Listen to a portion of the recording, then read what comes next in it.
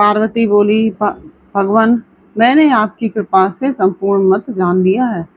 देव, जिन मंत्रों द्वारा, जिस विधि से, जिस प्रकार आपकी पूजा होती है, वह भी मुझे ज्ञात हो गया। किंतु प्रभु, अब भी एक संशय रह गया है। वह संशय है काल चक्र के संबंध में।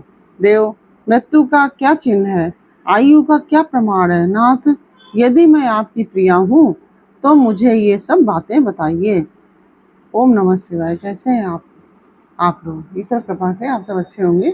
ईश्वर सब पे कृपा बनाए रखे, सबका कल्याण करे। आज मैं बताने जा रही हूँ शिव महापुराण के उमा संहिता अध्याय नंबर 17 से 25। मृत्यु काल निकट आने के कौन कौन से लक्षण हैं, इसका वर्णन करने जा रहे हैं।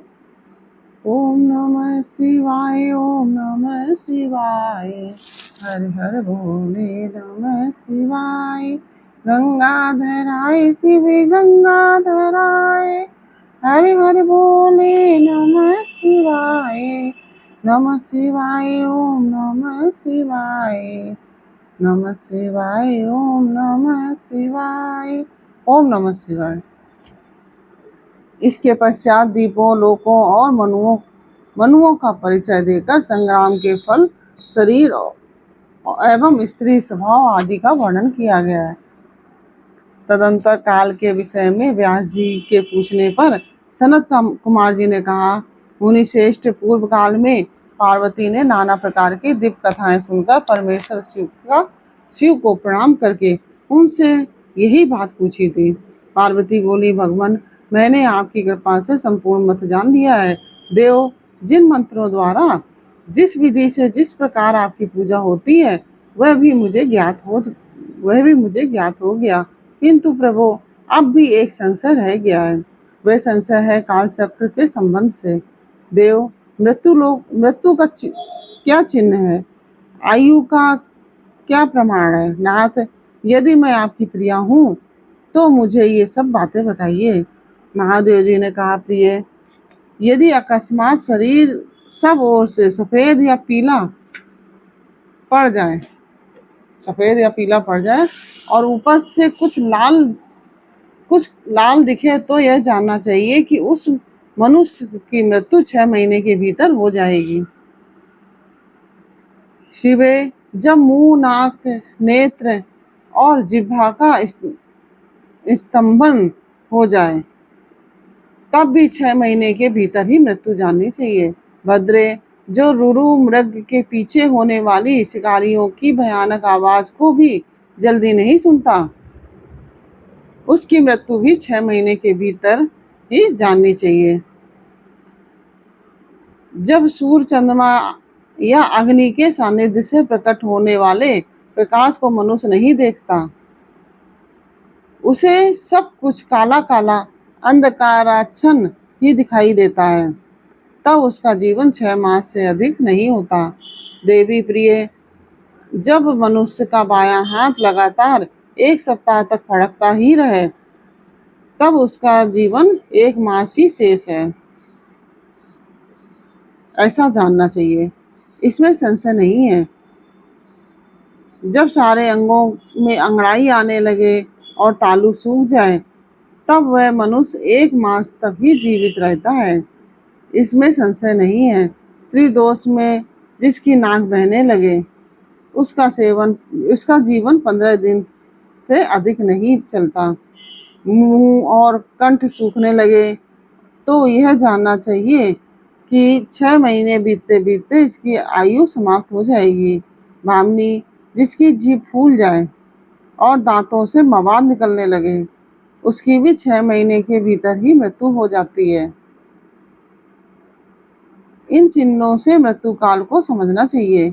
सुंदरी, जल, तेल, घी तथा दर्पण में भी जब अपनी परछाई न दिखाई दे, जल, तेल, घी और दर्पण में जब अपनी परछाई न दिखाई दे या विकृत दिखाई दे, तब काल चक्र के ज्ञाता पुरुष को यह जान लेना चाहिए कि उसकी भी आयु 6 मास से अधिक शेष नहीं है। देवेश्वरी, अब दूसरी बात सुनो, जिससे मृत्यु का ज्ञात होता है। अब अपनी छाया को सिर से रहित देखें। अथवा अपने को छाया से रहित पाए, तब वह मनुष्य 1 मास भी जीवित नहीं रहता। पार्वती, ये मैंने अंगों में प्रकट होने वाले मृत्यु के लक्षण बताए हैं। भद्रे, अब बाहर प्रकट होने वाले लक्षणों का वर्णन करता हूँ, उसे सुनो। देवी, जब चंद्रमंडल या सूर्यमंडल प्रभाहीन एवं लाल दिखाई दे, तब आधे मास में ही मनुष्य की मृत्यु हो जाती है। अरुधंती, महायान, चंद्रमा, इन्हें जो ना देख सके अथवा जिसे ताराओं का दर्शन ना हो, ऐसा पुरुष 1 मास तक जीवित रहता है। यदि ग्रहों का दर्शन होने पर भी दिशाओं का ज्ञान ना हो, मन में मूर्ता छाई रहे, तो 6 महीने में निश्चय ही मृत्यु हो जाती है। यदि उतथ्य नामक तारा का, ध्रुव का अथवा सूर्यमंडल का भी दर्शन न हो सके, रात में इंद्रधनुष और मध्याह्न में उल्कापात होता दिखाई दे और तथा गीद और कौवे घेरे रहें, तो उस मनुष्य की आयु 6 महीने से अधिक की नहीं है। यदि आकाश में सप्तऋषि तथा स्वर्ग मार्ग यानी कि छाया पथ न दिखाई दे, तो कालज्ञ पुरुषों को उस पुरुष की 6 मास ही शेष समझनी चाहिए। जो अकस्मात सूर्य और चंद्रमा को राहु से ग्रस्त देखता है और संपूर्ण दिशाएं जिसे घूमती दिखाई देती हैं, वह अवश्य ही 6 महीने में मर जाता है। यदि अकस्मात नीली मक्खियां आकर पुरुष को घेर लें, तो वास्तव में उसकी आयु 1 मास ही शेष जाननी चाहिए। यदि गीद, कौवा अथवा कबूतर सिर पर चढ़ जाए, तो वह पुरुष शीघ्र ही 1 मास के भीतर ही मर जाता है, इसमें संशय नहीं है। और इसके साथ ही यह अध्याय पूर्ण हुआ। यह अध्याय आपको कैसा लगा, यह मुझे कमेंट बॉक्स में अवश्य बताइए। अच्छा लगा हो तो वीडियो को लाइक शेयर अवश्य कीजिए और कमेंट में ओम नमः शिवाय अवश्य लिखिए।